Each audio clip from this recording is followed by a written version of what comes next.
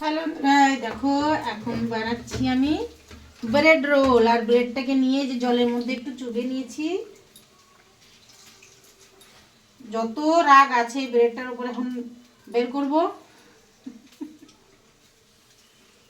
এর মধ্যে এবার এই যে আলুর ব্যাটার করে রেখেছিলাম, মানে আলুর ব্যাটার না, সরি, আলুর ড্রো, তাই তো ভাই। তো যে আলুর মশলাটা আমি ভরে নিচ্ছি এখন এর মধ্যে, এরকম করে টিপে টিপে এরকম করে এই যে মরবো। এই জিনিসটা এরকম করে হাত দিয়ে টিপে দিলে খুব সুন্দর করে হয়ে যাবে। এই যে আমার এটা রেডি। আর এটা না ভালো করে টিপতে হবে যাতে আলু তেলের মধ্যে দিলে বেরিয়ে না যায়। এই দেখো আমি এখানে অলরেডি দুটো দিয়ে দিয়েছি, এরকম হয়েছে। এটা আমি চারিদিকে ঘুরিয়ে ঘুরিয়ে লাল করে ভেজে নেব। খেতে কিন্তু দারুণ টেস্টি হয়। বাচ্চাদের টিফিনে তো কোনো কথাই হবে না।